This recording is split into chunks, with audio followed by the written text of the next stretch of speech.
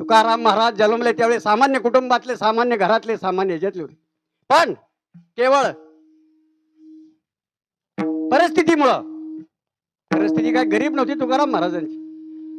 आणि अशा पद्धतीनं त्यांनी या छत्रपती शिवाजी महाराजांना साथ केली. मग हिंदू संस्कृतीप्रमाणे लग्न झालं. 13व्या वर्षी लग्न झालं. पहिलं लग्न झालं, पहिली पत्नी वारली, दम्याची बिमारी.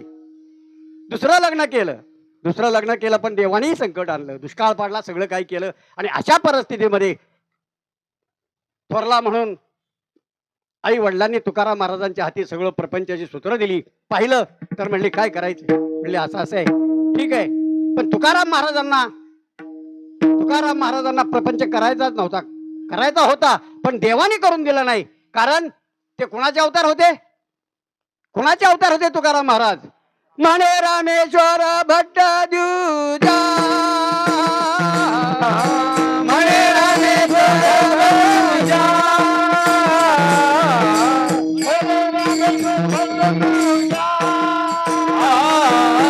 म्हणे रामेश्वर भट्ट द्यूजा.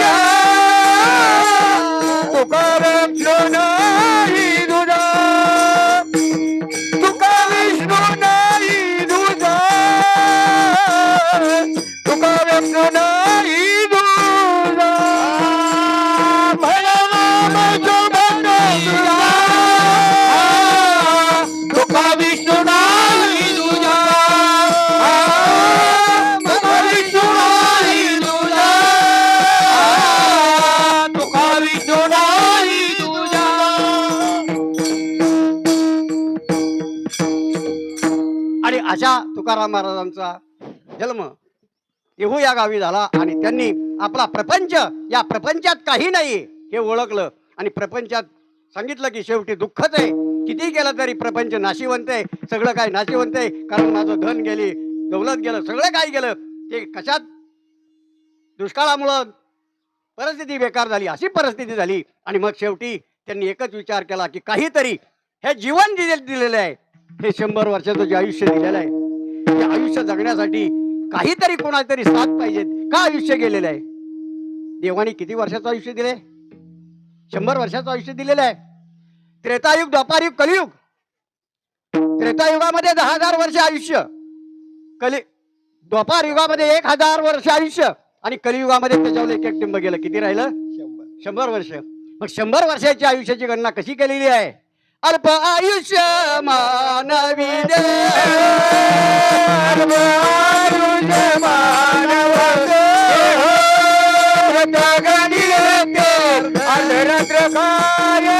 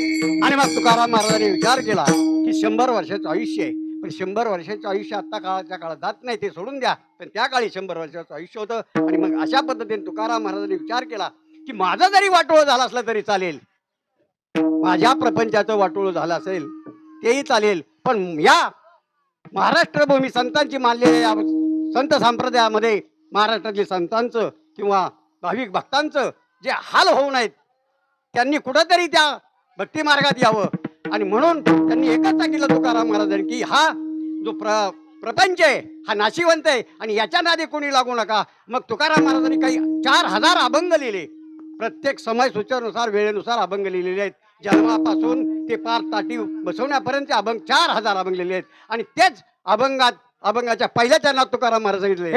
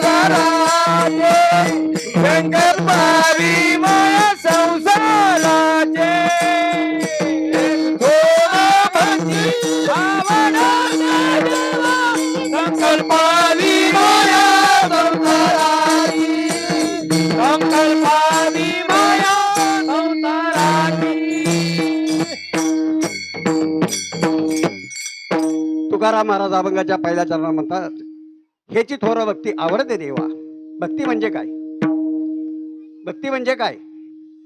कुठल्याही ईश्वराची कसल्याही प्रकारची मागणी न करता केलेली सेवा म्हणजे भक्ती आहे. या भक्तीचे प्रकार 9 आहेत. 9 प्रकार आहेत भक्तीचे: श्रवण, कीर्तन, स्मरण, पादसेवन, वंद्य, आणखीन आत्मनिवेदन, असे 9 प्रकार आहेत. हे 9 प्रकार करा. त्याही पेक्षा आणखीन 2 प्रकार आहेत: अपराभक्ती आणि उपराभक्ती. अपराभक्ती म्हणजे काय? जोपर्यंत तुम्ही देवाला प्रसन्न करून घेत नाही तोपर्यंत अपराभक्ती. आणि देवाला प्रसन्न करून घेतल्यानंतर जी भक्ती ती पराभक्ती. परा आणि अपरा असे भक्तीचे प्रकार आहेत. पण ज्ञानेश्वर महाराजांनी सांगितले, तुकाराम महाराजांनी सांगितले, बाबांनो, ही भक्ती कशी आहे? ही भक्ती कशी आहे? भक्ती म्हणजे भगवंताशी विसंगती, भगवंताशी एकरूप राहायचं. ती भक्ती खरी आहे. पण आपण काय करतोय? भक्ती करतो कशी? केले तर केलं, नाही तर झालं तर झालं. तसं नाही करायची भक्ती. मनापासून भक्ती करा. आणि मग नाथ महाराज सुद्धा सांगतात, सहज स्वरूप स्थिती तया नाम भक्ती. सहज स्वरूप, सहज बसता बसता बसला तरी तुम्ही देवाचं चिंतन केलं, अगदी सहज आत्ता बसलाय, तुम्ही जरी कीर्तन ऐकत असला आणि नुसतं राम राम राम म्हटलं तरी ते भक्ती आहे. सहज स्वरूप स्थिती तया नाम भक्ती. आणि मग अशी भक्ती कशी करायची आहे? आपण प्रपंच करतोय, संसार करतोय, मग कुठल्या देवाने तुम्हाला सांगितलंय हो प्रपंच करू नका किंवा संसार करू नका? देवाने असं कुठल्याही सांगितलं नाही. पण देवाने एकच सांगितलं, जसं तुमचं संसारावर प्रपंचावर प्रेम आहे, तेच प्रेम तुम्ही कुणीकडे वळवा? देवाकडे वळवा. संसारावर जे तुम्ही प्रेम करताय ते प्रेम तुम्ही देवाकडे वळवा. आणि त्याच पद्धतीनं तुम्ही जर सेवा केली तर मान तुम्हाला संसार सुख आहे. तरी पण ज्ञानेश्वर महाराजांनी सांगतात, असोनी संसारी जीवे वेग करी, वेदशास्त्री उभारे बाह्य सदा. ज्ञानेश्वर महाराजांनी हरिपाठ सांगितलेलं आहे. आणि हरिपाठ जरी 28 चरणाचा पाठ झाला तर त्यामध्ये सर्व काही आहे. असोनी संसारी जीवे वेग करी, वेदशास्त्र उभारी बाह्य सदा. ज्ञानदेव म्हणे व्यासाची अगोणान, द्वारकेचे राणा पांडवाघरी. ज्याच्या घरी दररोज हरिपाठ आहे त्याच्या घरी पांडुरंग उभा आहे. पण हरिपाठ हा नित्य नेमाने झाला पाहिजे. आणि मग अशा पद्धतीनं सांगितल्यानंतर जर तुम्ही संसारात राहाल आणि तुम्ही जर किती भक्ती करा, पण ती केलेली भक्ती जर देव विरहित असेल तर तुम्हाला ती भक्ती लाभणार नाहीये. तुम्ही कितीही वर्ष करा, तीर्थयात्रा करा, काय करा, पण मनापासून ती जर भक्ती केली तरच आहे. कसे किती तुम्ही भक्ती करा, पण ती मनापासून करा. जशी याचं उदाहरण द्यायचं झालं तर एखादी नाव, बरोबर आहे, एक नाव घ्या, नाव डोळ्या पुढे आणा. ती नाव कशी असते? लाकडाची असते, बरोबर आहे का नाही? समुद्रामध्ये किंवा पाण्यामध्ये तरंगते, बरोबर आहे का नाही? पण त्याच नावेत जर पाणी गेलं, त्याच नावेत पाणी जर गेलं तर काय होईल? काय होईल? बुडेल का नाही? का नाही बुडायची मामी? बुडेल का? मामीला पण ऐकायचं कमी येते, माझ्याकडे झाले, असू द्या. आणि मग ती नाव बुडेल का नाही?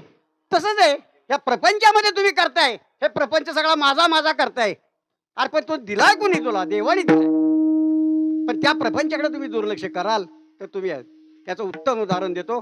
एक शहरातून 4 मुलं उन्हाळ्याची सुट्टी म्हणून गावाकडे फिरायला आली. आणि फिरायला आल्यानंतर त्यांनी आपलं ते गाव बघितलं. पण त्यांना वाटलं की अजून ह्या नदीच्या पलीकडं एक चांगलं गाव आहे, चला आपण तिकडे जाऊया.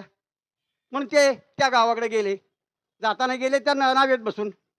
आता ही शहरातली पोरं म्हणजे काय सांगत नाहीत की आम्हाला हे लागतं ते लागतं, असलं काय सांगत नाहीत. ते तिथे गेल्यानंतर काय कृती करा ते करतात. अजूनही बघा तुम्ही, तरी इथं कोणी लग्नाला आली ना पोरं, तरी ते सांगत नाहीत काय तसं, म्हणजे सांगण्याचा अधिकार नाही येतो. पण ती मुलं आली, त्यांनी आपलं तिकडं आवाज केली, सगळं काही केलं आणि परत यायला निघाले. परत यायला निघाल्यानंतर तोपर्यंत संध्याकाळ झाली. तोपर्यंत जो नावाडी होता त्यांनी ती नाव काय केली, आपली काठीला बांधून ठेवली आणि तो निघून गेला. आता हे नशेत तर्क झाल्यामुळे यांना काय कळलंच नाही.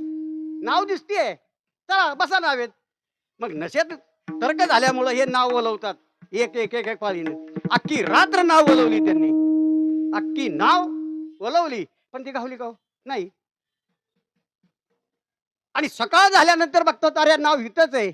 आणि पाहिलं तर का ती नाव होती, ती नावाडी ह्या एखाद्या झाडाच्या ह्याला बांधून ठेवतात आणि ती रात्रभर फिरवतात. त्यांना काय वाटलं की सहज जाऊ आपण. तसं आपल्या प्रपंचाचं आहे, प्रपंच आहे आपला, पण कुणी दिला याचा मूळ विचार तुम्ही करा आणि त्याच्या पद्धतीने भक्ती करा. ह्याची तोरी भक्ती आवडते देवा, संकल्पावी माया संसाराची, बरोबर आहे? ह्याची थोर भक्ती आवडते देवा, संकल्पावी माया संसाराची. ही माया आहे, ही माया आहे ना, ही माया माणसाला तोडते. सगळ्यात दुःखाचं कारण आहे माया आणि त्याच्यापेक्षा दुःखाचं कारण आहे प्रपंच आहे, संसार आहे. संसार तुम्हाला वाटतंय चांगलं आहे, घर झालं, बंगला झालं, गाडी झाली, सगळं काय झालं, सगळं चांगलं आहे. हे चांगलं आहे का? अहो हे सगळं नाशिवंत आहे. कोणाचे गणगोत, कोणाचे मायबाप, हे सगळं नाशिवंत आहे. मग तुम्हाला वाटते का प्रपंच चांगला आहे? पण या जन्माला आल्यानंतर मूळ दुःखाचं कारण ते प्रपंच आहे. आणि मग प्रपंच कसा आहे? संसार दुःख मूळ चौकडी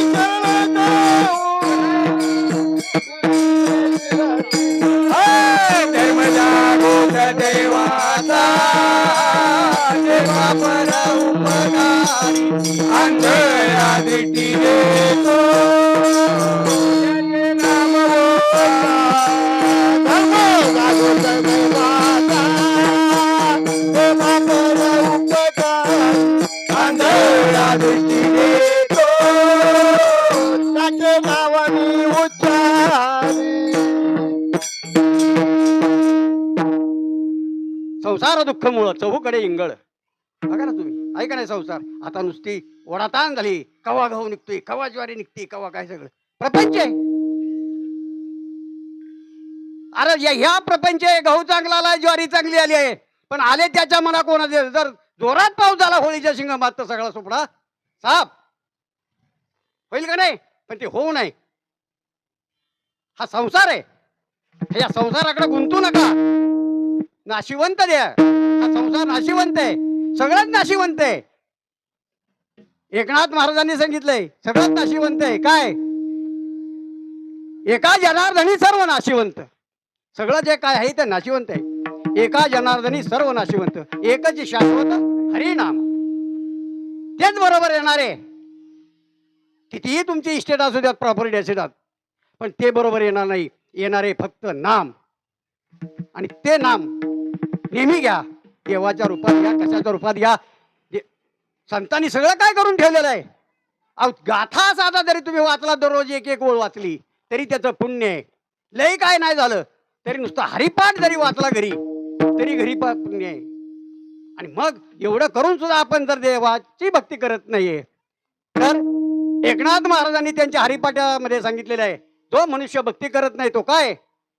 भक्तीने पशु कशाशी वाढला, सटवीने नेला कैसा नाही, काय माय व्याली होती भूतापाशी. अरे पाते काय करीता आहे काय पाते काय करीता पुढे आहे पुसता, काय उत्तर देता होशील तू. अनेक यातना याबद्दल कोण सोडविल ते तुझला.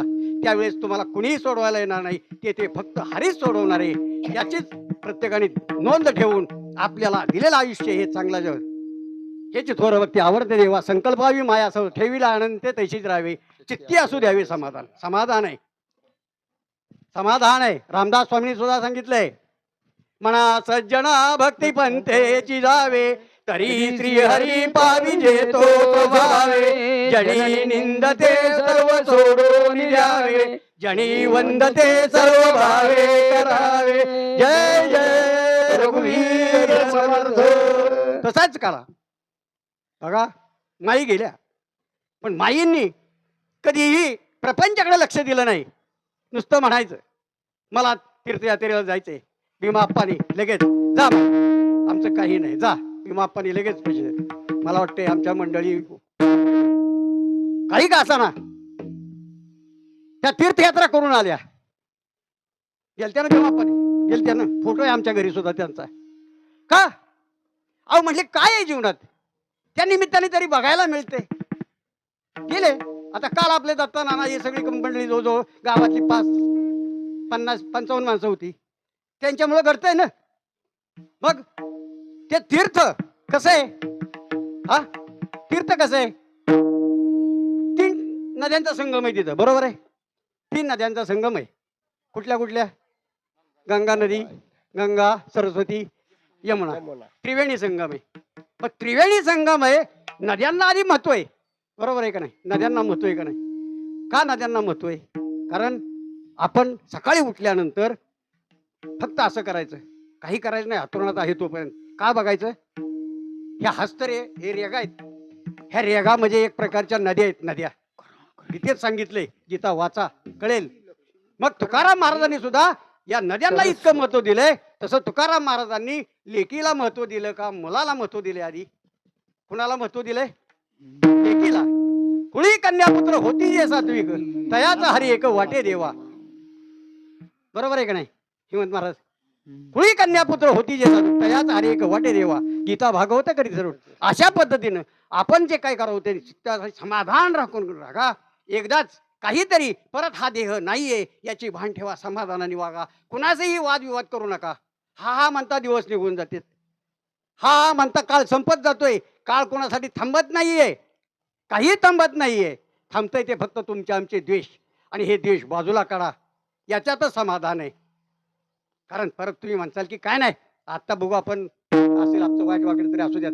पण नाही रे बाबा, हा जन्म आपल्याला 84 लक्ष योनी फिरून येतोय. किती?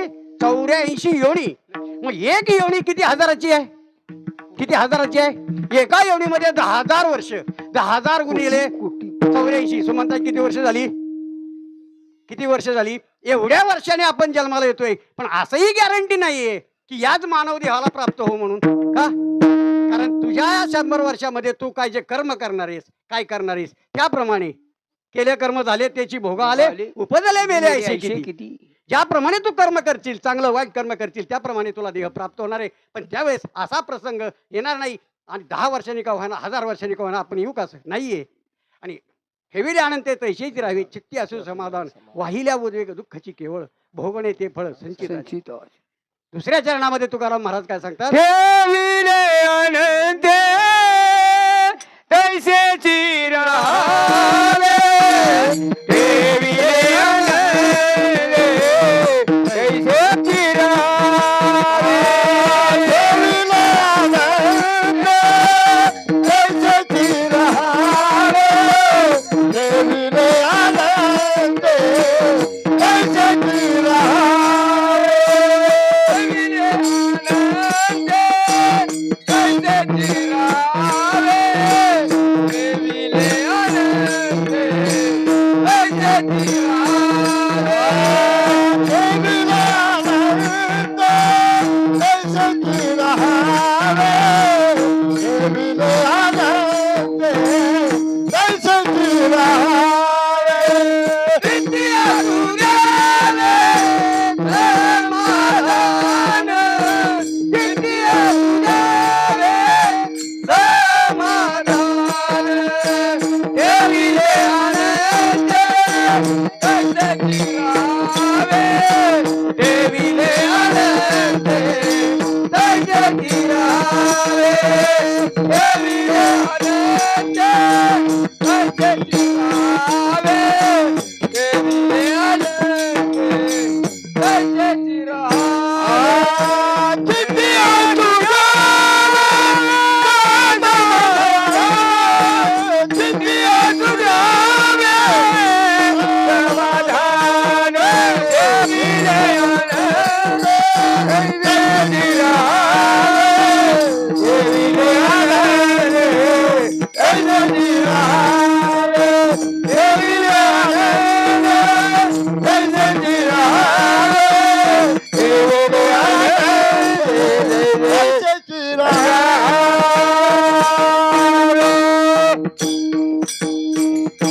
तुकाराम महाराज अभंगाच्या दुसऱ्या चरणामध्ये सांगतात, ठेविले आनंद ते तैसेची राहावी, चित्ती असू देवी समाधान. उत्तम उदाहरण द्यायचं झालं तर जनाबाईचं उदाहरण डोळ्यापुढे आणा. विदर्भामध्ये गंगाखेड गावाचं नाव आहे, आणि या गंगाखेड गावामध्ये अल्पसंख्याक कुळामध्ये एक अल्पसंख्याक कुटुंब राहत होतं. त्या कुटुंबाचं नाव होतं दमा आणि कारुंडा. दमा आणि कारुंडा. पण पंढरीची वारी, नित्याची वारी, आपला भाग काहीच नाही वारी करत किंवा दानधर्म करत नाही. खरा भाग विदर्भ, मराठवाडा, तिकडचे लोक 2-2 आणि 3-3 महिने चला वारी आली की सोडत. आपल्याकडे काय बघू अजून वारीला कुठे बघू अन टाइम आहे. खरा भाग तिकडचा आहे. आणि त्या अल्पसंख्याक दमा आणि कारुंडा ही नित्याची वारी. वय झालं पण अपत्य नसल्यामुळं काळजी वाटायला लागली. पण आषाढीला जाताना कारुंडाला वाटलं की काहीतरी आता आपण पांडुरंगाला बोलू. आणि पांडुरंगाला बोलू म्हटल्यानंतर दमा आणि कारुंडा आषाढीला गेलेले आहेत. आणि पाहिलं रात्री 12 वाजता कुणी नाही. सगळं दर्शनाला गेले. दर्शन घेतलं. आणि दर्शन घेतल्यानंतर कारुंडा तिथंच उभी राहिली आणि पाहिलं. काय पाहिलं म्हणले, असंच नाही म्हणले, मला पांडुरंगाची भेट घेतल्याशिवाय जाणार नाही.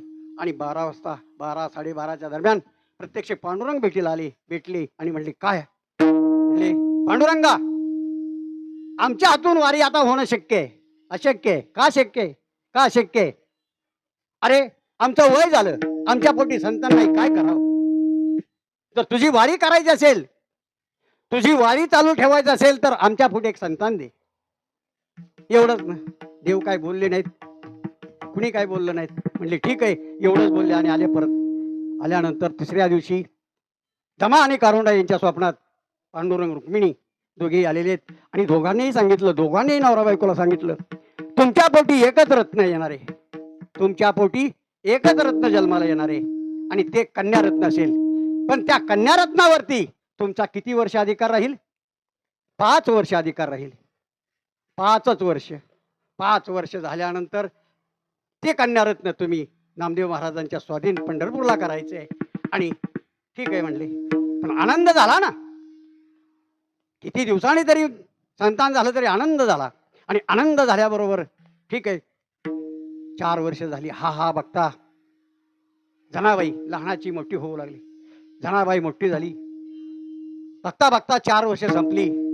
पण ज्यावेळेस एखाद्या आईला काळजी असते, आपली मुलगी आता उपवर होणार, ती उपवर होणार म्हणून आई काळजी करते.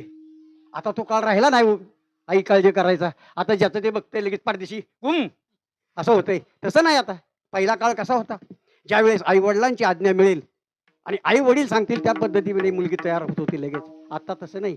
त्या तसं 4 वर्षाची जनाबाई झाली आणि 5व्या वर्षी आषाढी वारीला पंढरपूरला गेलेत. आणि गेल्यानंतर सांगितलं ठीक आहे म्हणले, सगळ्याचं दर्शन घेतलं. पण जाताना दमा आणि कारुंडाने जिजाईचे सगळे कपडे घेतलेले आहेत, जनीचे सगळे कपडे घेतलेले आहेत.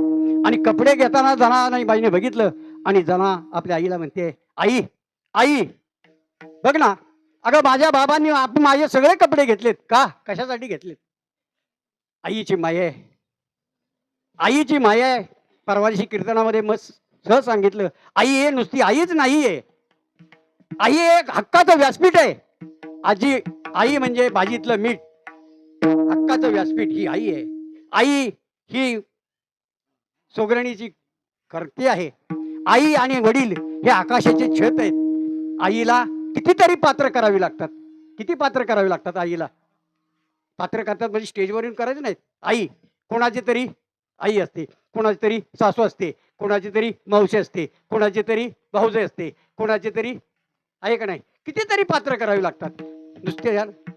आणि अशा पद्धतीनं आईने आपलं जड अंतकरणाने सांगितलं, अगं जाऊ दे, 4 दिवस राहायचंय, तिकडे राहावं लागणार आहे, काय करायचंय, असू देत. घेतले कपडे, पण घेतले आणि पंढरपूरला गेले. आणि पंढरपूरला गेल्यानंतर पाहिलं, प्रत्यक्षात दुसऱ्या दिवशी दर्शन घेतलं आणि नामदेव महाराजांच्याकडे गेले. नामदेव महाराजांच्याकडे गेल्यानंतर नामदेव महाराजांनी जनाबाईला घेतलं, अंगीकृत केलं. पण कारण त्यांना आज्ञाच होती पांडुरंगाची. घेतलं, पण सांगितलं एकच काम जनाबाई करायचं. काय करायचं? काही तो आमच्यात करायचं नाही, फक्त आमच्यात धुणं पाणी गौऱ्या एवढंच काम करायचं, बाकी काही करायचं नाही. आणि ते जनाबाईंनी होकार दिला. होकार दिला म्हणजे घरी जाऊन तरी काय करायचं, घरी तरी काय आहे नाही तर देवाच्या दारात समाधानाने राहायचंय. चित्ती असू द्यावे समाधान, मी बोलतोय. आणि मग जनाबाई राहिली तिथं. आणि राहिल्यानंतर ज्याप्रमाणे नामदेव महाराज काय करतात त्याच्याकडे लक्ष दिलं आणि पाहिलं, जसे नामदेव महाराज काय म्हणतात काय नाही याच्याकडे गुणगुणत लक्ष दिलं. पण काही दिवसानंतर जनाबाईंनी नामदेव महाराजांचं लक्षात घेतलं आणि काही अभंग लिहिले. जनाबाईंचे एवढे अभंग नाहीत, थोडे अभंग आहेत, पण एकच अभंग असा लिहिलेला आहे जनाबाईंनी की तुम्ही आषाढी वारीला गेल्यानंतर, चंद्रभागेमध्ये गेल्यानंतर तो अभंग म्हणल्याशिवाय तुमची वारी सफल नाहीये. कोणता अभंग आहे? एकच टाळी झाली चंद्रभागे वाळवंटी, चंद्रभागे वाळवंटे, एकच टाळी झाली चंद्रभागे वाळवंटे, चंद्रभागे वाळवंटे. माझा ज्ञान गोपाळा तिला या वाटे माझा ज्ञानदेव माझा ज्ञानदेव गोपाळाची लाया वाटे जनाबानी तो अभंग म्हटलाय. एकच टाळी झाली चंद्रभागे वाळवंटी माझा ज्ञानदेव गोपाळा शिलाया वाटी. नामदेव कीर्तन करी पुढे देव नाचे पांडुरंग नाचता नाचता देवाचा गळला पितांबर सावध होई देवा ऐसे बोले कबीर साधू या संतांनी देवाला धरले मनगटी काय झाले म्हणून दचकले जगजेटी ऐसा संत महिमा सर्व माझी श्रेष्ठ जनी म्हणे जड भोविका भाविका सोपी केली पायवाट. हे जाऊ द्यात हा अभंग आहे. पण जरी पंढरपूरला तुम्ही गेला आणि बघितलं बघा तुम्ही कुठलीही दिंडी असो कुठली काय जात बरोबर आहे का नाही. आपण काय म्हणतो चला वर का चंद्रभागेत जायचंय मग तिथं ती आरती लावा आम्ही इथं करतो. आता ज्यांच्या नशिबात आहे आता आमच्या सनातन भाऊंच्या वाऱ्यात सनातन भाऊ तरी वारेला असतात पण आम्ही नसतोच का इथं कोणीच नाही काय करायचं मग इथं आम्ही आपलं जातो ते आप्पा कुंभाराचे तिथं ती लावून आणायचं. नियम की जनाबाईला पण एकच अधिकार झाला जनाबाई शांततेने जगली. का जगली कशासाठी जगली. पांडुरंगाच्या दारात मला हे मिळतंय हेच माझं समाधान आहे. चित्ती असू द्यावे समाधान एवढं असून सुद्धा जनाबाईने मालिका बघा तुम्ही आणि मालिकेमध्ये एकच प्रकार लिहिलेला आहे. बारकाने ऐका गाड्या येतात जातात तिकडे लक्ष देऊ नका हेच भक्ती बघा हीच भक्ती चुकती आपली. काय आपण आलोय कशासाठी हे बघायचं. आमचे टाळकरी सुद्धा काय काय रामनवमीला उभं राहिले की इकडे तिकडे बघतात तसं नाही बघायचं. एकाग्र चित्त एकचित्त बरोबर आहे का नाही. पण जनाबाईंनी एक मालिका काढा आणि मालिकेमध्ये काही प्रकार आहेत. कशाचे प्रकार आहेत अनेक प्रकार आहेत भजनाचे कशाचे प्रकार. पण जनाबाईंनी एक जात म्हणून प्रकार लिहिलेला आहे. आता महिला म्हणून सांगतोय जात जात काय हो पूर्वीच्या काळी होतं आता बघायला मिळते का जात नाही ना. हा जात आता आहे का नाही जात का नाही सगळं मॉडर्न झालं. जसं नऊ भक्ती बरोबर आहे नऊ भक्ती एकच भक्ती पण नऊ प्रकार तसं गहू प्रकार बहु बरोबर आहे का नाही. नऊ भक्ती एक भक्ती नऊ प्रकार एक गहू नऊ बहु बरोबर आहे का नऊ भाऊ. गव्हापासून काय होत नाही चपाती पुरी भाजी गरा लापशी शिरा एकच पदार्थ आहे का नाही गहू मुख्य आहे. तसं जनाबाईंनी हे सुद्धा सार काढला आणि जनाबाईंनी सांगितलं एकच आहे बाबा काय नाही या माझ्या बहिणींच्यासाठी किंवा महिलांच्यासाठी जे त्या काळी काही सिजर नव्हतं काही हे नव्हतं अशा पद्धतीसाठी महिलांच्यासाठी एक जाता म्हणून हा प्रकार लिहिलेला आहे. आणि ते जातं गाताना जनाबाईंनी तो जे गातं गायलं ते जातं काय म्हणते माहिती आहे का बघा करी. सुंदर माझे जाते ग फिरे ते भौतके ओव्या गाऊ कौतुके तू ये रे वा विठ्ठला. सुंदर माझे जाते फिरते ओव्या गाऊ कौतुके तू ये रे वा विठ्ठला. कौतुके तू ये रे वा विठ्ठला.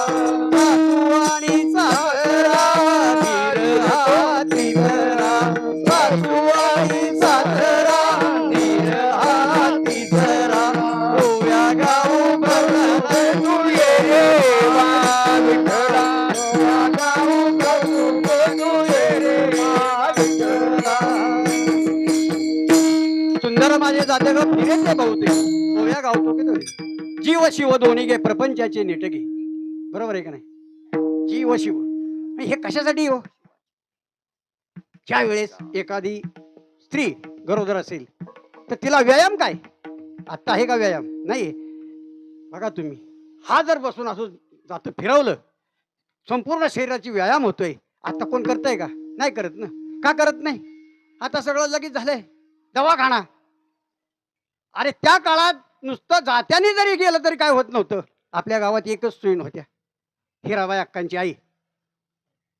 कधीही जाऊ द्यात रात्रीची 12 वाजू द्यात 1 वाजू द्यात अक्का आमची तेवढी सून पोरगी नडली हो त्या अक्काने कधी नाही म्हणले नाही. केवढं पुण्य आहे.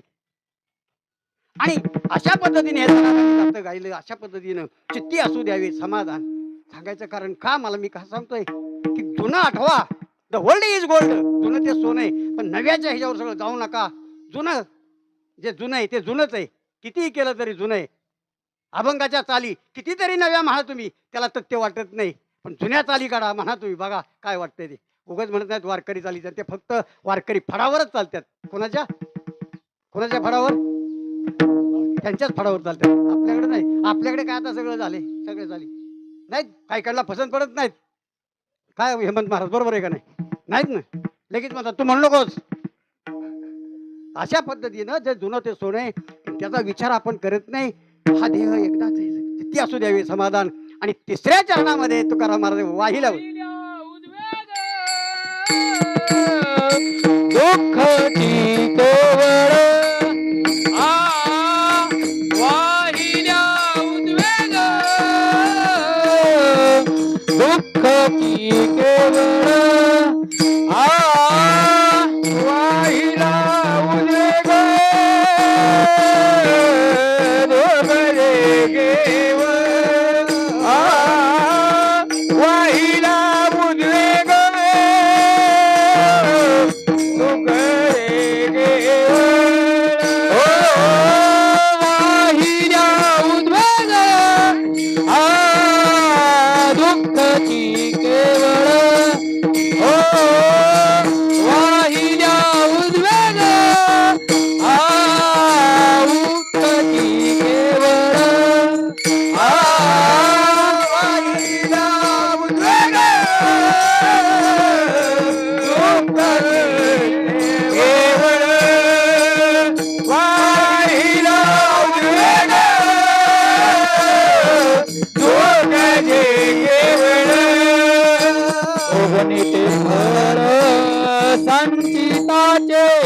भोगनेचे फळ संचिताचे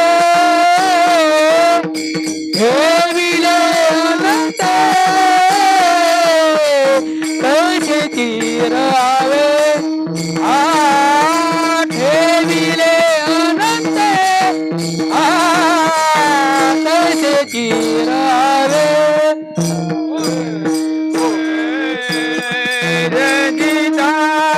भोगनेचे फळ संचिताचे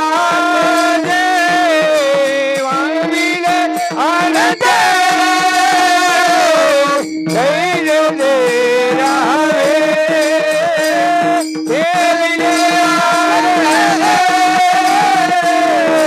कैसे चिरावे.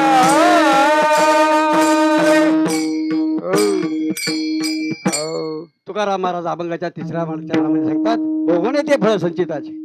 आहे का नाही? भोग कोणाला चुकलाय का? हा, चुकलाय का भोग? नाहीये का? चुकलाय असं कोणी नाही. प्रत्येकाला भोग आहे. भोगवतो ना घडे संचिता वाचोनी, करावे ते मनी समाधान. म्हणोनी मनी मानू नये खेदू, म्हणावा गोविंद वेळोवेळा. आणि करुसावे नलगे बहुता आपल्या संचिता वाचोनी. हे तुम्ही काही सर केलेलं आहे बघा. महाराज आले कसं का होईना. आणि विठाला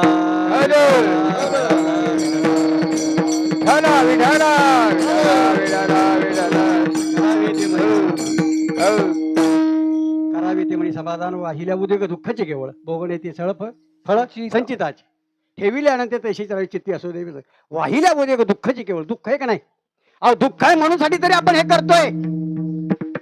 जर सुख असतं तर तुम्ही बसला असता का इथं? सुख असतं तर भजन पूजन तुम्ही केलं असतं का? केलं असतं का? काय मला करायचे, काय जरूर आहे, कशाला काय जायचे? सुख. पण दुःख केवढं आहे? दुःख केवढं आहे? पर्वता एवढं दुःख आहे, बरोबर आहे का नाही? पर्वता एवढं दुःख आहे. सुख केवढं आहे? केवढं आहे सुख? केवढं आहे? राई एवढंच होय. राई एवढं सुख आहे. ज्याप्रमाणे जीव या देहरूपी रथामध्ये जो जीव आहे, बरोबर आहे? हे म्हणतो महाराज तुमचं वजन किती आता अंदाज? हा किती काय असेल ते? मग त्याच्या मानाने तुमच्या जीवाचं वजन किती हो? किती वजन आहे? कोणाचं असू द्यात वजन तुमचं 50 किलो असू द्यात, 10 किलो असू द्यात, काय असू द्यात, जीवाचं वजन आहे का? मग 10 किलो तरी 10 ग्रॅम रमत आहे, बरोबर आहे का नाही? आहे का? 10 ग्रॅम तरी आहे का? नाही. अहो जीवाचं वजन किती आहे? जीवाचं वजन किती आहे? या एका केसाच्या टोकावर बसेल एवढाच जीव आहे. 1 दशांश म्हणजे जो केस आहे त्या केसाच्या टोकावर बसेल एवढाच जीव आहे, पण त्याच्यासाठी किती उठाठेव आहे हो? हा, किती उठाठेव आहे का? या देहरूपी रथाला जर ते जर नाही तर लगेच संपलंच की. हा, पण तेही आता अवघड झाले. बरोबर आहे का नाही? एखाद्याला माझा मला दवाखान्यात जायचे, दवाखान्यात डिलिव्हरीला नेले, त्या डॉक्टरने सांगायचं महिनाभर या, 3 महिने या, 4 महिने या, चक्रा घाला. आणि शेवटच्या चक्रेला सांगायचं आता बघा काही केलं तरी सिजर करावं लागेल. बरोबर आहे का नाही? अरे 12 महिने तू चक्रा घालायला होतो त्यावेळी तुला सुचलं नाही सिजर करायचे? हा, सिजर करावं लागेल. पण 12 महिने तुला कळलं नाहीये की सिजर करावं लागेल किंवा शेवटच्या महिन्यात तरी सिजर करावं लागेल का नाही? नाहीये. आणि हा हसला गोमटा देह दिलेला हा डॉक्टर न फाडतोय आणि सिजर करून टाकतोय. म्हणजे जन्माला सुद्धा सिजर आणि मेल्यानंतर सुद्धा काय वेलिएंटर. बरोबर आहे का नाही? मेल्यानंतर सुद्धा वेलिएंटर म्हणजे काही काळ जिवंत ठेवायचं, त्यालाही पैसे. जितक्या दिवस तुम्ही वेलिएंटर ठेवता तितकं पैसे. म्हणजे हा जन्म मरणाचा सोहळा जो आहे हा आता सुखाचा राहिलेला नाहीये. आणि अशा पद्धतीनं ठेविली अनंत तशीच राहावी चित्ती असो वाहिल्या उद्योग दुःखाची केवळ. का हो? तुकाराम महाराजांना काय कमी होतं? काय कमी होतं का? काहीच नाही. काय कमी होतं? पण का? तुकाराम महाराजांना काय कमी होतं का? नाही. पण सगळा प्रपंच घालवला आणि हा प्रपंच घालवला पण छत्रपती शिवाजी महाराजांना साथ केली. साथ केल्यानंतर काही केलं नाही म्हणले.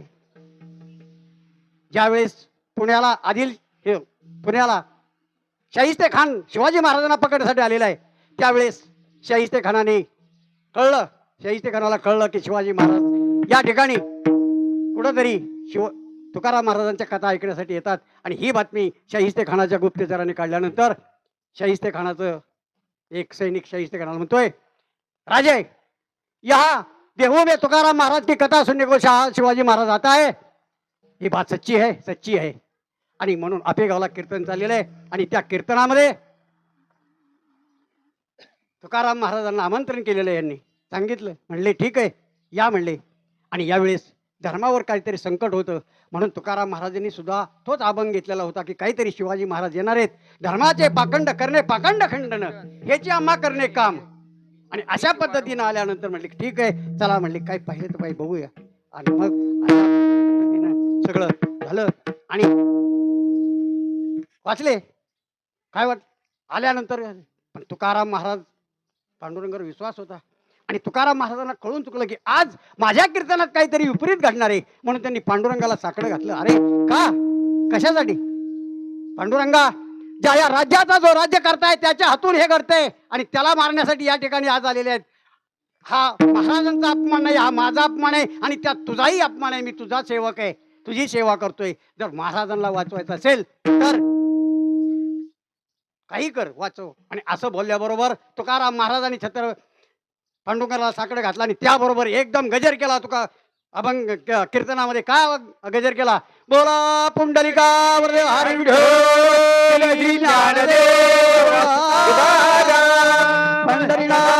भगवान की जय. असा गजर झाल्याबरोबर एका शिवाजीचे अनेक शिवाजी झाले.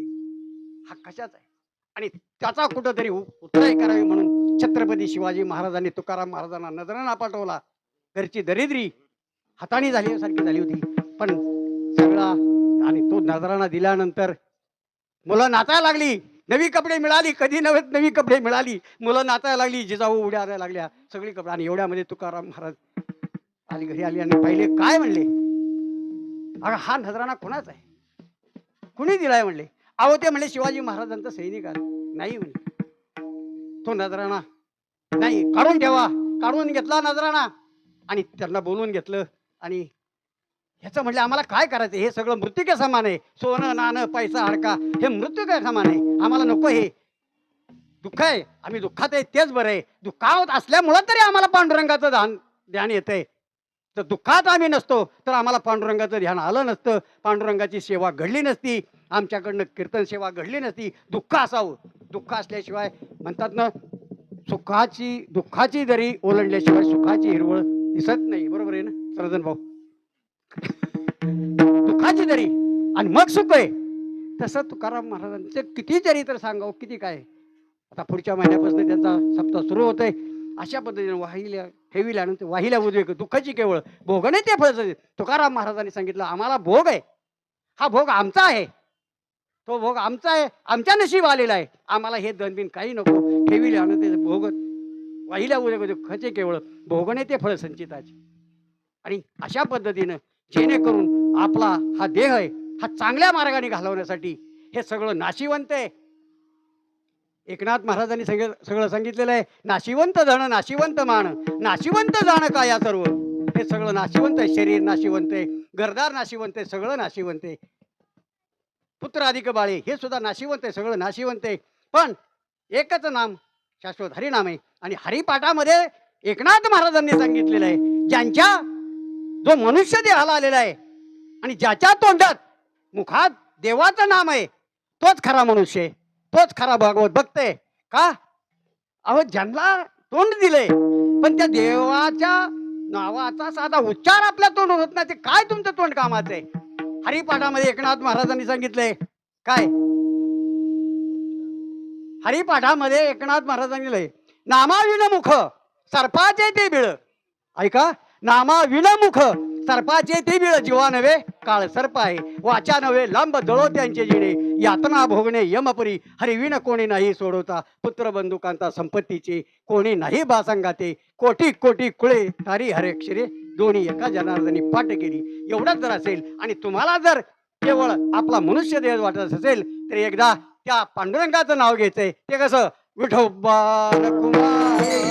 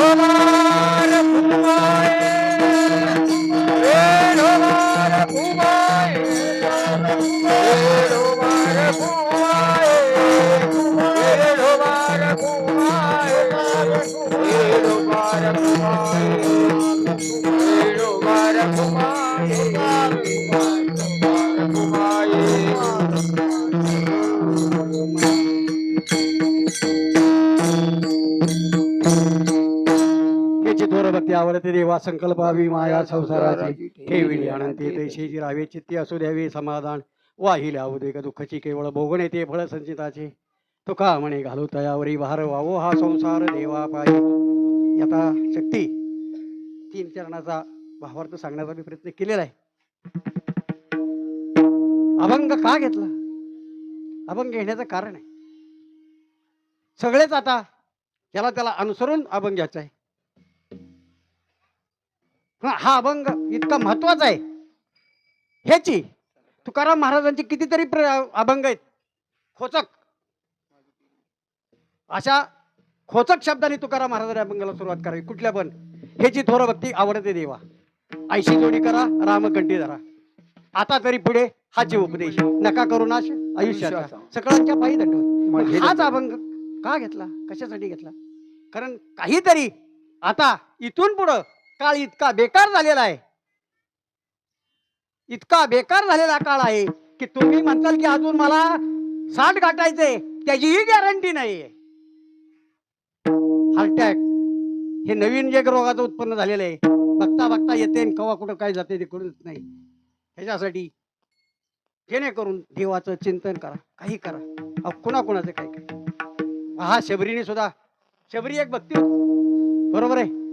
शबरी एक भक्त होती. ज्यावेळेस आता अशा अभंगातनं कुणाला काय म्हणतात, आता द्रोणागिरी पर्वत कसा झाला हो सांगता का? पण द्रोणागिरी नाव का पडलं आहे का कुणाला माहित आहे का?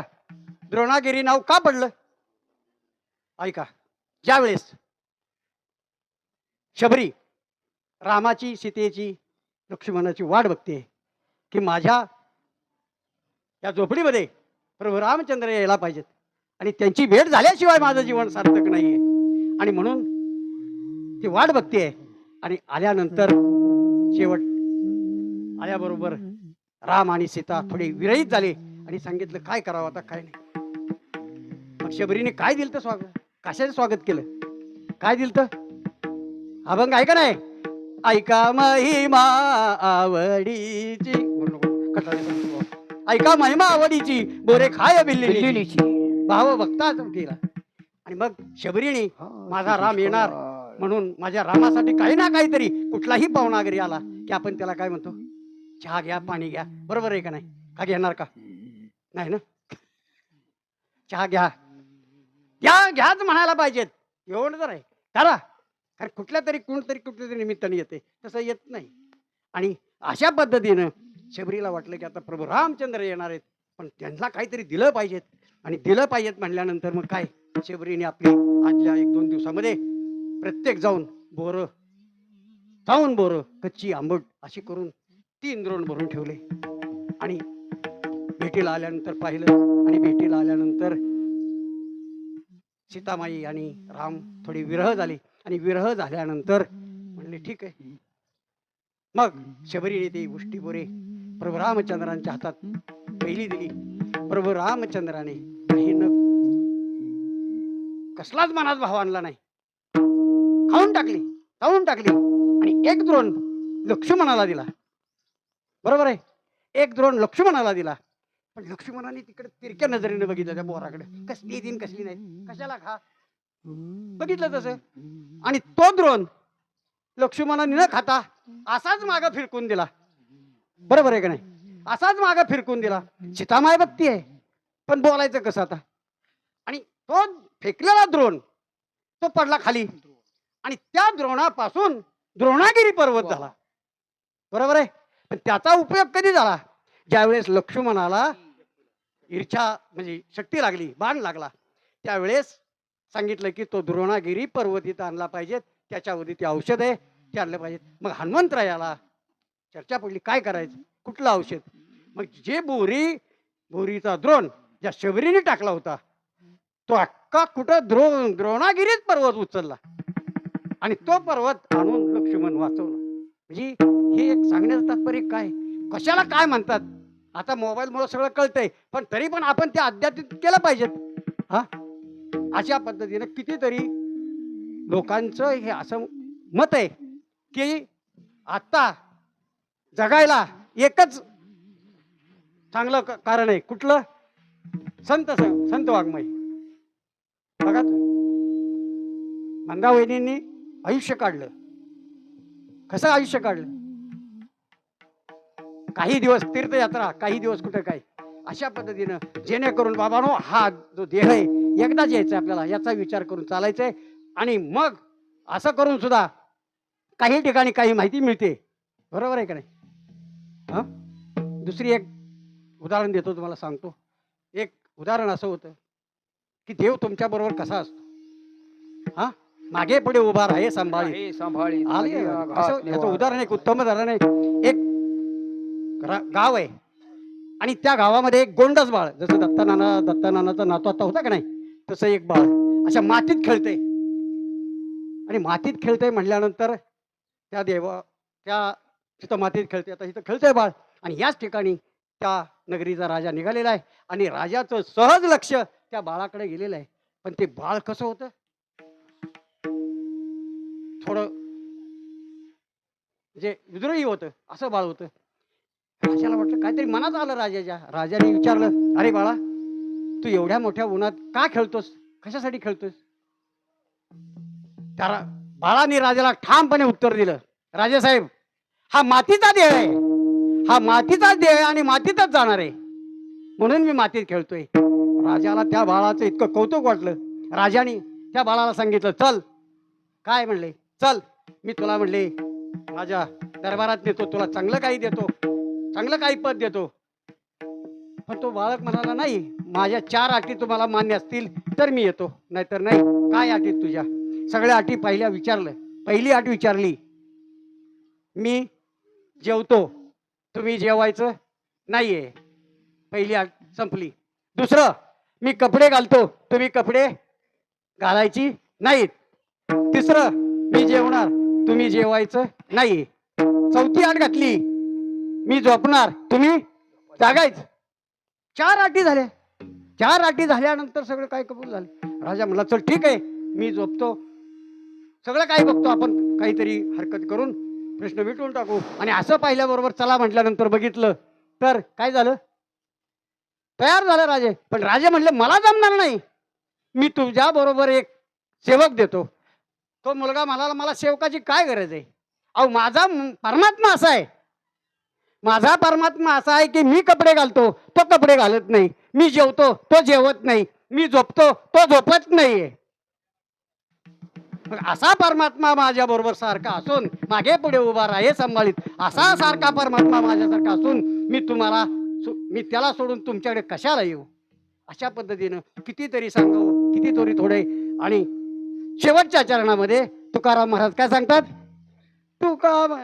तुका म्हणे घालू तयावरी भार, तुका म्हणे घालू तयावरी भार, म्हणे घालू तयावरी भार, म्हणे घालू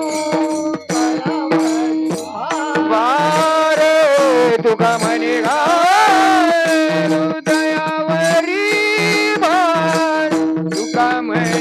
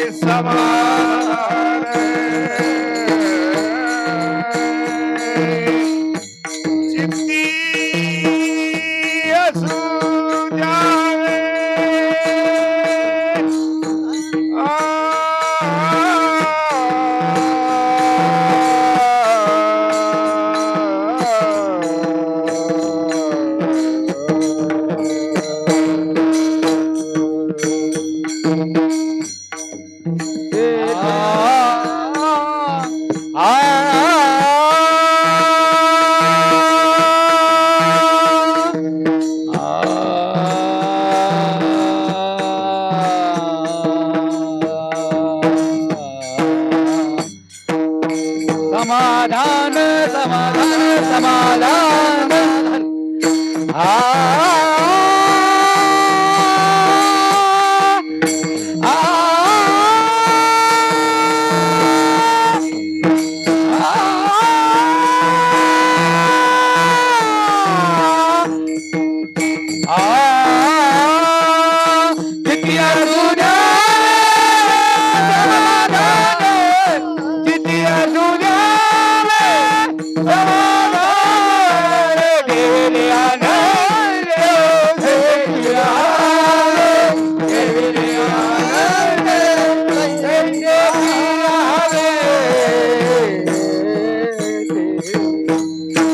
तुकाराम महाराज अभंगाच्या चौथ्या चरणामध्ये काय सांगतात? तुका म्हणे घालू तयावरी भार वाहू हा संसार देवा. बरोबर आहे का नाही? जे काय आहे ते तुझं आहे. हा का आहे आपलं? काय आहे का? भगवान आहे का काय आपलं? काय नाही ना? का वट वट वट आणि अजून अभंग होतो तो पण होते. तुका म्हणे घालू तयावरी भार वाहू हा संसार. हा संसार आहे सगळा नाशिवंत. आपण मगाच्यापासून सांगतोय नाशिवंत आटे प्रिया पुत्रधन. हे काही कामाचं नाही. काही संसार उद्ध्वस्त केला देवासाठी. कोणासाठी? संपूर्ण तुकाराम महाराजांचं उदाहरण घ्या, एकनाथ महाराजांचं उदाहरण घ्या. अख्खा जो नाथ सागर आहे आत्ता, हा नाथ सागराची जी प्रॉपर्टी आहे आणि जे क्षेत्र आहे ते संपूर्ण एकनाथ महाराजांची प्रॉपर्टी आहे. असं कुठलाही देव नाहीये की त्यांच्या नावावर जमीन आहे का नाही? कुठलाही देव घ्या, श्रीरामदेव घ्या, फलटणचं घ्या, कुठलेही घ्या, सगळे देव घ्या, त्यांचे कोणतरी जनक आहेत. पण संतांचे तुकाराम महाराजांचा अख्खा परिसर सगळा त्यांचा जे सगळा देवासाठी केलेला आहे. हा सगळा परिसर सगळा देवाला. पण पंढरपूर सारख्या ठिकाणी असणारं वैभव, पंढरपूर ठिकाणी असणारं वैभव त्या ठिकाणची कोण दिल का? दिल का कोण क्षेत्र? नाही का? एक रूम उद्या मागा द्या तुम्ही. अहो 1 तास म्हणलं नाही पिशव्या ठेवायला म्हणलं तरी म्हणतात 10 रुपये भाडं द्या. मग आज औरच चौरस असणारा वाडा हा नामदेव महाराजांनी संपूर्ण दान केला. गोदाई यमाई यांनी सांगितलं हे कशासाठी करताय तुम्ही? अगं म्हणले काय करायचंय मला या प्रपंचाला? काय प्रपंचाला करायचंय? या प्रपंचात दुःख आहे. एवढा मोठा परमात्मा पांडुरंग माझ्या पाठीशी असताना मला काय त्याचं करायचंय? त्याची सेवा आहे. आणि हा सगळा संसार या पांडुरंगाच्या ज्यांनी उद्ध्वस्त त्यांनी केलेला. का? कुणीही यावं. आज जे मोठे मोठे मठ बांधतात ना, असं म्हणतात की त्या जागा ज्या आहेत तनपुरे महाराज, कैकाडी मठ किंवा ह्या जागा आहेत, ह्या सगळ्या नामदेव महाराजांच्या जागा होत्या असं लिखित आहे हेमंत महाराज. मग एवढं कोण दिल का? अहो गुंजभर सोडत नाही आपण कोणी गुंजभर. हा प्रॉपर्टी मध्ये वाटप करायची म्हणली तरी नाही सोडत ना आपण. मग एवढं मोठं दान करायचे का साधी सोपी गोष्ट आहे का? हा वाईच बाण इकडे तिकडे झाला तरी नाही माझं तिकडे सरलंय. अरे काय ती घेऊन यायचंय? मग ह्याच विचार सरकारने करा की या जमिनीमध्ये किंवा ह्याच्यामध्ये काही नाही, हे सगळं नाशिवंत आहे, सगळं निष्फळ आहे. मग ह्या मोठ्या संतांनी, मग ज्या संतांनी आपले संसार देवाला लावले, देवाशी वाहिले, उद्ध्वस्त केले, त्यांना किती ताकद मिळाली हो? हा काय नामदेव महाराजांनी ताकद मिळाली? जनबा काय ताकद मिळाली? लक्ष कुठं पाहिजेत? कुठं ताकद मिळाली? काय ताकद मिळाली? एकच ताकद मिळाली नामदेव महाराजांना. काय ताकद मिळाली? काय बघा ऐका. फिरविले देऊळ जगा माझी कानी, फिरविले देऊळ जगा माझी ख्याती, जगा माझी ख्याती, जगा माझी ख्याती. नामदेवा दूध प्याला, नामदेवा दूध प्याला, फिरविले देऊळ जगा माझी ख्याती. देऊळ जगा माझी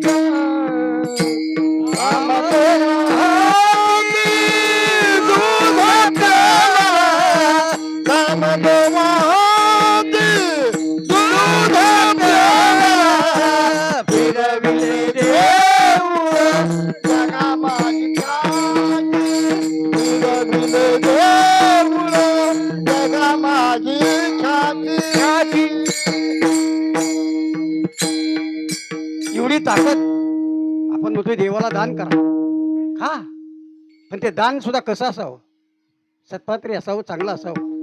मग तुका म्हणे घालू तयावरी भार, वाहू हा संसार देवा. आपलं काहीच नाही. आजच्या दिवंगत काही मंदा वहिनींचं बघा, त्यांचं चित्र डोळ्यापुढे घ्या. माझ्या पतीच्या निधनानंतर मी माझ्या आई वडिलांच्याकडे राहणार नाही, म्हणजेच माहेरी राहणार नाही, मी सासरीच राहील. एकच वाक्य, पण संपूर्ण आयुष्य त्यांनी इथं काढलं. काय मला करायचंय, माझा प्रपंच होईल नाही तर नाही होईल, माझ्या प्रपंचात मला काही चुकदुक नाही. मला माझे या ठिकाणी आधार देणारे माझे सासू सासरी धीर असतील, कुणी असेल, हेच मला सांभाळतात. हेच माझं मोठे प्रपंच आहे आणि हाच माझा उद्योग आहे. मला कशाचीच काळजी नाही. असं करत या महिलेने, या वहिनीने संपूर्ण आपलं आयुष्य काढलं. पण काळाच्या पुढं काही कुणाचं काही चालेल ना, आले देवाजीच्या म्हणा, ते कुणाचं काही चालेल नाही. तुम्ही जोपर्यंत त्याची दोरी आहे, पक्षी अंगणी उतरती ते पहा उठून या जाती, तैसे असावे संसारी. जोपर्यंत त्याची सत्ता आहे, त्याची दोरी आहे, तोपर्यंत हा देह आपला आहे. पण एकदा का त्यांनी दोरी काढून घेतली, हा देह आपला नाहीये. दोरी प्राचीनाची दोरी, तैसे असावे संसारी, ऐसे असता भव भय कवणा. आणि मग असं असल्यानंतर म्हणले काय, चला म्हणले ठीक आहे. आणि मग अशा पद्धतीनं बाबानो, हा जो आपला जो काही व्यवहार आहे, हा सगळा नाशिवंत असं धरून चाला. आणि आजपासून, उद्यापासून, येत्या विजेपासून सर्वांनी एकच काम करा की हा जो सगळं काय आहे, हा सगळा नाशिवंत हा विचार शब्द आणा. उद्यापासून चांगल्या मार्गाला लागा, कसलंही काय आणू नका. तुकाराम महाराज, एकनाथ महाराज, नामदेव महाराज यांचे गाते वाचा, त्यामध्ये सगळं आहे. आणि ते जर तुमच्या वाचनात आलं, ते जरी तुमच्या वाचनात आलं, तरी तुमचा देह पवित्र झाल्याशिवाय राहणार नाहीये. आणि तुमच्या ज्या मनात ते काही सोडू वाईट विचार असतील, त्याचे निघणार. नुसता हरिपाठ जरी तुम्ही गायला, तरी हरिपाठामध्ये 28 अभंग आहेत. आणि 28 आणि 1:29 28 अभंग आहेत. त्यामध्ये एक अभंग अति महत्वाचा आहे. हा, भावे विण भक्ती, भक्ती विण मुक्ती, बळे विण शक्ती बोलू नये, कैसोनी दैवत प्रसन्न त्वरित, उगार आहे निवांत सेनसी वाया, सायास करीची प्रपंच दिनशी, हरिशी न भजशी कवण्यागुणी, ज्ञानदेव म्हणे हरिजप करणे, तुटले धरणे प्रपंचाची. आणि जर हेतून पुढे जर आपल्याला जर स्वर्गामध्ये चांगलं स्थान मिळवायचं असेल, आणि तिथं जर तुम्हाला घर बनवायचं असेल, तर एकच करा, ज्ञानदेवाद्यांनी रामकृष्ण म्हणी वैकुंठ भुवनी घर केले. तर हे जर करायचं असेल तर हा देह सात्विक लावा.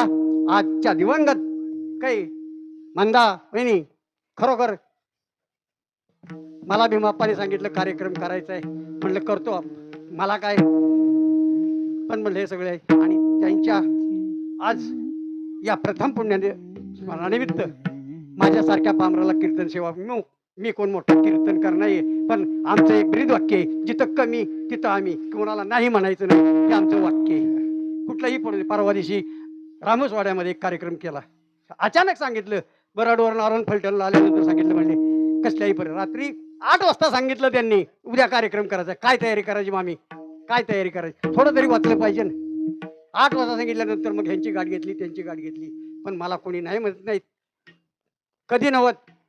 माझ्यासारख्या पामराच्या कीर्तनात असलेले आमचे हरिभक्ती पारायण विठ्ठल महाराज गायकवाड शरद, आणि आज याच वस्तीवरील जावई माझं भाग्य आहे. हेमंत शिंदे महाराज, भवन आबा आमचे नेहमीच असतात, दत्तात्रय जगताप हे सगळे. एकल्याचा नाही हो, गदा रोळे आणून देतो आम्ही, खेळी मिळी. अशा पद्धतीनं आज या दिवंगत वहिनी खऱ्या अर्थानं त्यांचं जीवन सार्थकी लागणार या तीळ मात्र शंका नाही. कारण उपस्थिती दर्शवते. तुम्ही काही चांगलं वाईट केलं, तुम्ही गेल्यानंतर तुमच्या कुठल्याही कार्यक्रमाला एवढी उपस्थिती म्हणजे तुमची ती झालेली प्रगती किंवा येत आहे. नाहीतर आम्ही आता कीर्तन करतो कुठं कुठं 5 नाही तर 10 माणसं. पण बघा काय का व्हायना महिला समाज का त्या कधी कुणाला रुतल्या नाहीत, कुणाचीही कधी भांडण नाही, तंड नाही. माझी गाठ पडायची येता जाता काय काका काय आनंद का काय चाललंय, पण हसू प्रेमच हसतोय. आणि मला म्हणायचं त्या काही असू द्यात, मला समाधान वाटते की तुम्ही कीर्तन करताय. मला समाधान वाटतंय, मला पण तुमचं कीर्तन ऐकूशी वाटतंय. गावात कीर्तन ऐकलं त्यांनी, तिथं आल्या खा एक बहीण किंवा भाऊजाई या नात्याने मी त्यांना मानतो. त्यांनी मला अशाच कीर्तन तुम्ही करा म्हटले. तुम्हाला काही आपण फार मी माझे मोठेपणा सांगत नाहीये, पण केवळ मला ज्यांनी कीर्तन करण्यासाठी साथ दिली ते मी माझं पर्व आवाज गेला म्हणून भजनातून उठवण्याचा फार हल्लाबोल केला. पण साक्षीला राम आहे, साक्षात राम आहे. भाऊनी एकच सांगितलं, आनंद्या तुझा हरिपाठ पाठ आहे, सगळं काय पाठ आहे, का भेटतोयस. आणि केवळ भावाच्या स्मरणार्थ किंवा भावांच्या शब्दाखातीर मी एक कीर्तन सेवा करतोय. मला याच्यात काही नाही. आज काही असलं तरी भावाचं नातं आमचं, पण त्या भावांनी शब्द दिला आणि त्यांच्या शब्दाखातीर मी कुणालाही नाही म्हणत नाही आणि मलाही नाही म्हणत नाही. ही मंडळी हेच मी माझं परम भाग्य समजतोय. कोण आम्ही कुठं शिकायला गेलोय का, काय झालंय का, पण नाहीये.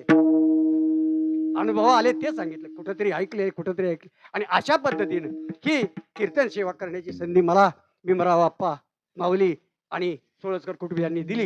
झालेली सेवा मंदा वहिनींच्या पवित्र स्मृती समर्पित करून तुम्हा सर्व भाविक श्रोत्यांच्या चरणी समर्पित करून या ठिकाणी आता फुलाचा अभंग होईल. झालेली सेवा तुम्हा सर्व भाविक श्रोत्यांच्या आणि मंदाताईंच्या पवित्र स्मृती समर्पित करून सर्व भजन करी यांच्या आणि आता फुलाचा अभंग होईल. सर्वांनी उभं राहायचे आणि नंतर विठोबा माऊली